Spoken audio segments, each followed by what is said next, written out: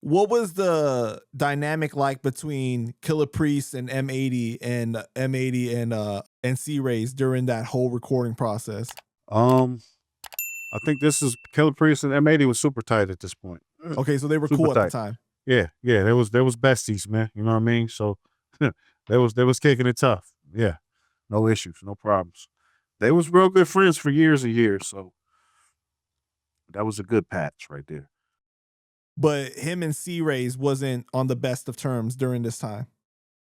Nope, they got into it, and man, I think we was in the studio.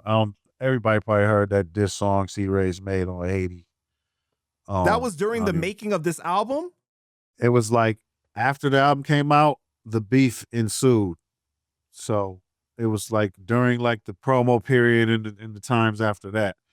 But during the recording of the album, you saw the tension building between them then?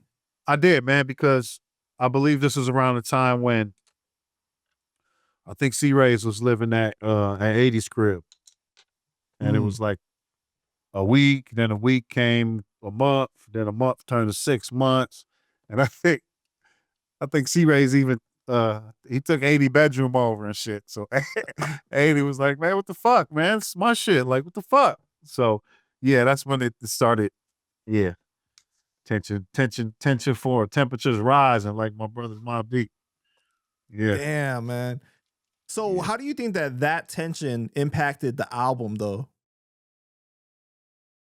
Probably promotionally, man, because I think I remember it being difficult to get certain people to promote it because they were beefing and shit. So, and then I believe that I think C-Rayz went out and he started trying to form his own almighty group. So there was that as well. So yeah, that shit was wild, man.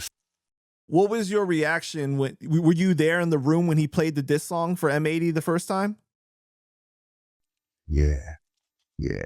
What was your reaction? Yeah. I thought they was gonna fight. Cause C-Rayz also challenged him to a fight. And I thought they was gonna fight. And so I think at some point 80 got mad as fuck. Like he turned red, got mad as fuck. He just got in the whip and left before they really got into it. So, you know, I think he went to de-escalate that shit. So they didn't fight, but I thought it was on the popping, and I was about to say, damn, it's about to be a throwdown in this bitch. So yeah, man. I mean, because after that point, they were never cool again, right? Nah, nope. Okay. Nope. So what is your main takeaway from their situation with each other, seeing like even now that he's locked up and him like sending out messages from prisons, you know, responding in the comments to M-Eighty and saying certain things and stuff? Like, I know that you've worked with C-Rayz a lot over the years too. So like you're kind of in a weird position. Pause. No, man, I'm not really in between because I stay out of that type of shit. I just think that, you know, that shit's lame, man. I think that shit is old. It's past time. Brother that went to prison. 80 of them kept moving on different business. So I think that as we grown, man, we mature, man, at this point, I think it's immature and foolish, man. There's no point to that shit, man. You go your way and make your music when you get out or whatever. 80 going his way. Yeah, man. That's how I feel. Wait, but when he played the diss song, did you like it though? You thought it was good? Nah, I didn't like it. I mean, the bars was technically dope and shit. And I mean, he was just tearing M-Eighty down with the whole song. So, you know, I wasn't really there for that. And the beat was, I believe the beat, I didn't like the beat either. Yeah. Got you. It was just, you know, it was just interesting to, you know, like the shit that he was addressing in there was just like, all just like personal. So it was like, wow, he wrote a long ass song about this. That's crazy. So was it true that M-Eighty was laughing the whole time, pretty much listening to it? He was laughing. Absolutely, he was laughing. Wow. Yep. And he just got up and left that bitch. I guess I wouldn't expect anything else from M-Eighty. He definitely seems like he would laugh at a situation like that. Man, roll the clip. Like in the C-Rayz Walz chapter, we're in that studio. Shout out to Derek Zico, Ballwater Studios. Walz was like living on dude's couch after I kicked him out of the house. And he's like, I want you to hear this diss track I made about you. And I'm like, I'm with Bronze and the Wiseman, every single one of them strapped. I'm like, all right, bro, play it for me. I'm sitting there and I'm laughing. And he got so mad. I'm sitting there like, it's a cool song. And I'm not like, ugh. He's like, I want to go out back and fight you. I'm like, I'm sure you do, but I'm not going to. Why not? I'm like, I don't dislike you, bro. I don't hate you. You're going to fucking despise me for the rest of your life. And now I like, dude, if I went to the prison he's in, I looked it up one time. I was going to go.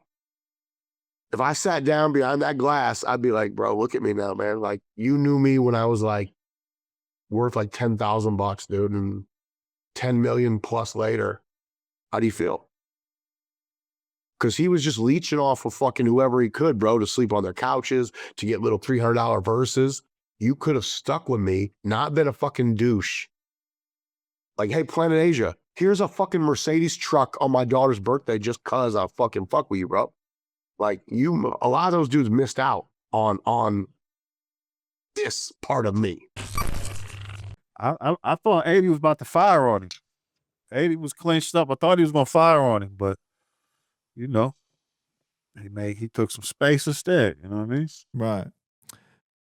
So you produced the song "Payback" for Immortal Technique off his mixtape, "The Third World," right? And on that song is Diabolic and Razcast rapped on it as well. What was that like working on that song? Oh, that was fire, man. Three hard lyricists, man. That was excuse me, I was a big fan of Immortal Technique's political rhymes and shit. So I was super happy to do that shit. That shit was fire. That was, you know, a banging ass beat, and I think all three of them motherfuckers did their fucking thing on there. So I was happy and proud to do that joint right there. Word. Were you there in person with them? No, sir. No? Okay. Nope. Another send off, man. Yeah. Do you prefer doing it in person, or you like being able to work remotely? No, I'd rather do it in person, man. I would much rather do it in person. I pretty much do all my albums that I do collabs with. We got to be in person. Like features and shit like that, you know, this day and age, you got to send it off. Motherfuckers don't want to pay to fly out and do all that shit. But like most of my shit, like I flew term out. You know what I mean? Right. I definitely prefer to go in person, but I think that, you know, technology and shit, sometimes you're just forced to. You want to get that shit to them, you got to just send it, man. Yeah. For sure.